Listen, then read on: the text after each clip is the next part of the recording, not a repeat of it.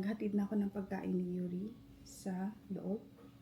At ngayon nag-request siya na kakain daw siya nito. Taco. Pero konti lang. Maanghang na suka.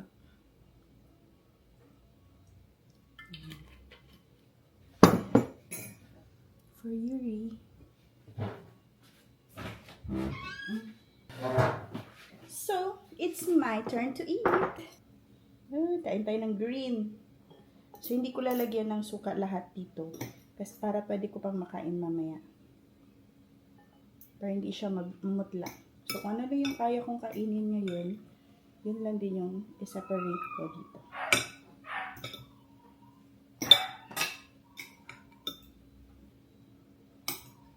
Tapos, mga spices.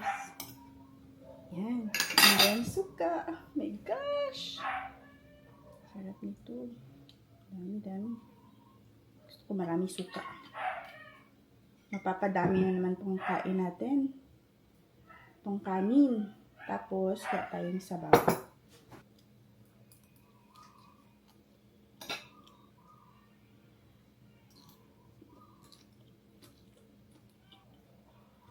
Sambutin ng kamayin na lang natin, guys.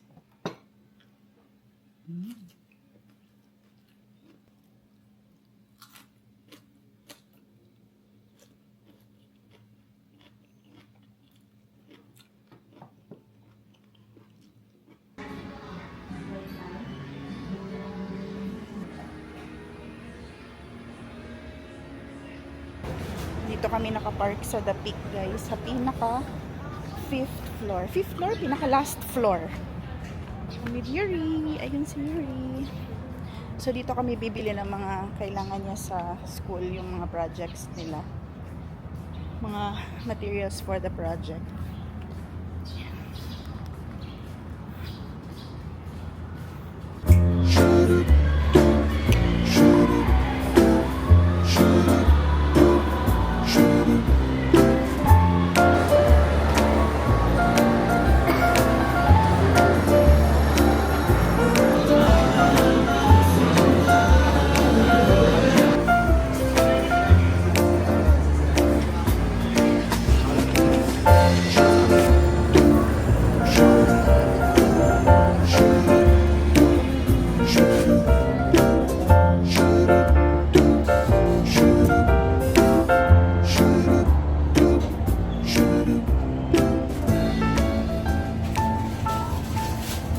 Hi guys, we're done.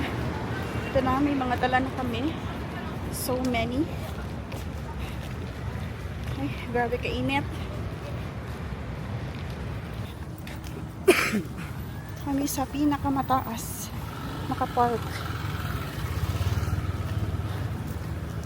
Uy! So, andito kami ngayon. Nag-hazard muna ako kasi inuuhaw na talaga ako, guys. So, sobrang init. Grabe yung pilit ko madedehydrate na ako. Minsan nahihirapan akong huminga. So, napabili muna ako ng tubig kay Yuri. And yan ang binili namin sa likod. Nasa likod. Sobrang dami naming binili. Mga kailangan ni Yuri. Bumili na rin ako ng kailangan ko sa business na pang packaging. Kasi may bumili ng bulto-bulto. So, kailangan kong bumili din ng marami. So, kaya ayan. Sobrang dami nasa likod.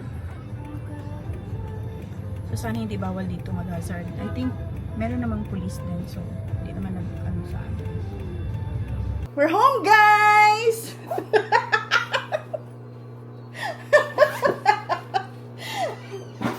Okay, so i-open na natin tong binili natin. Wag pa, wait lang. Here, guys. We have tiramisu, Nutella, and strawberry. Wait lang! Picture pa! Okay. Try natin. Nutella, Jud. Patila ko na. Ay, tiramisu na. Ay, Nutella. Kani ang tiramisu ka na? Patilaw ka, babe? Tiramisu na. Patilaw ako. Nutella na? Patilaw. Yours. Grabe. Grabe mo kaon. Ah. No. Lami isa.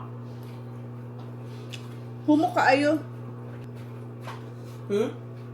Kani ang Nutella.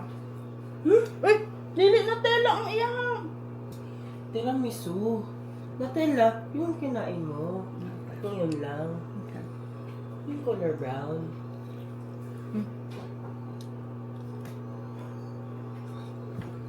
Lagi? Ako eh.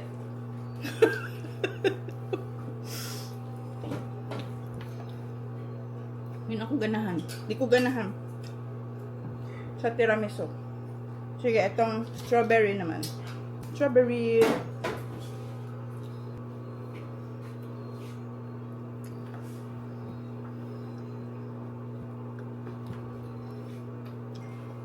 So, mag-pack tayo ng dalawa nating angel.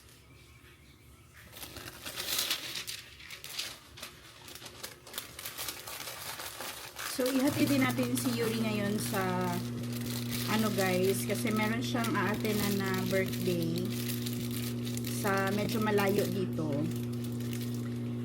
Pero doon ka siya ihatid sa bahay ng classmate niya. Sabay-sabay na lang daw silang pumunta doon. Hindi na kasi sila magkasya sa sasakyan. So, mag-commute na lang sila.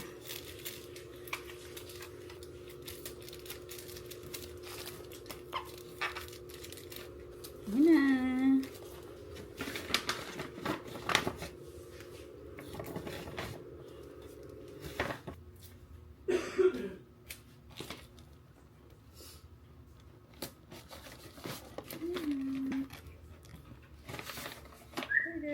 Finish. So, maggawa din tayo ng order na naman. Meron tayong additional order na cloud rays. So, hugas-hugas.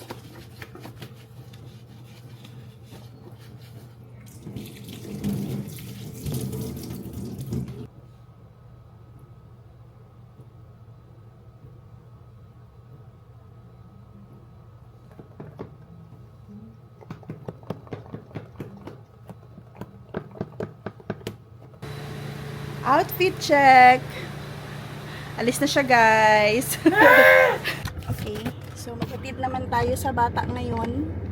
Kasi siya ay lalaag.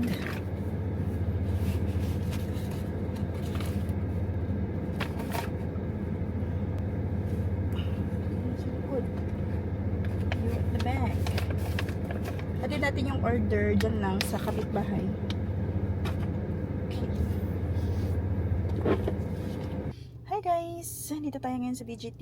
Nag-stop over na muna ako para makapag-relax, and sobrang busy namin ni Yuri today since kanina morning pa. So I decided na dumaan na lang muna dito and baka mag-walking. Yeah, I think mag-walking talaga ako. Namiss ko mag-walking. Actually kanina pa kami lakad ng lakad sa Gmall. Tapos umabot kami ng 5,000 steps ni Yuri.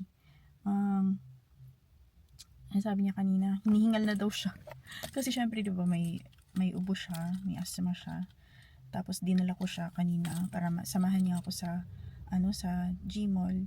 Kasi for sure madaming bibit-bitin. So sabi ko, tsaka mas okay na rin yan kasi na andun siya para kung ano yung mga kailangan nila para sa project. Hindi lang ako kailangan mag-send ng picture sa kanya, okay ba to, ganito, ganyan. Yung makita na talaga niya physically. So, sinama ko na lang siya. Actually, ayaw niya sana kasi sa ubo niya. Pinilit ko lang talaga siya. So, napilit ko siya, and buti na lang talaga napilit ko siya. Kasi, ang dami ko palang dala. And hindi ko kaya, ako lang mag-isa ang magbitbit nun. Tapos, nandoon kami sa 5th floor. Tapos, yung binili namin nasa sa 1st and 2nd floor. Hindi kasi kami nakapark doon sa mga, sa parking area. So, doon kami nakapag-park sa pinaka last floor. Talaga, kaya medyo sobrang init din ang paglabas namin, and na-feel ko talaga na parang ma-dehydrate na ako. Medyo busy day, and parang bonding na rin namin ni Yuri. Hindi lang ako nakapag-picture nung kumain kami.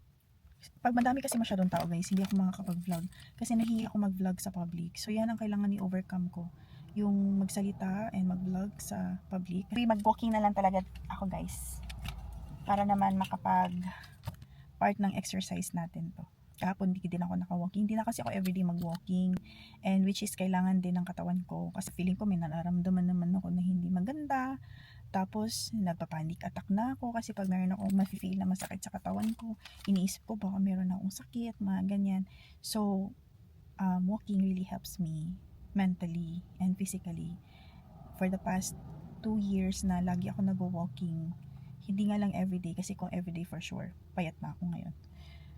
Nakakatulong talaga yung walking guys. Kaya kayo if may time kayo or find time to walk at least 5,000 steps. Kahit hindi nyo naabutin ng 10,000 steps, at least 5,000 steps every day. 15 minutes to 30 minutes pwede rin.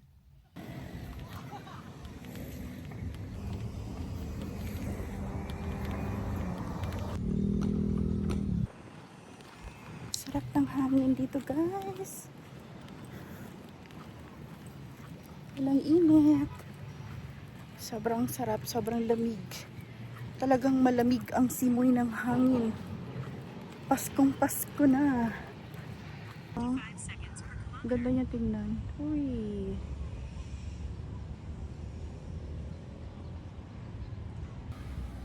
So nag-stop na muna ako guys. Ano lang, 1 kilometer lang yung nilakad ko. Kasi parang gusto ko lang mag-relax sa masarap na hangin ng paligid at mag-enjoy lang sa paligid. Sarap dito. Ang sarap tumambay. Tambay muna tayo dito kasi mag-isa lang naman ako sa bahay. So, and medyo pinapawisan na ako. Sobrang pawis.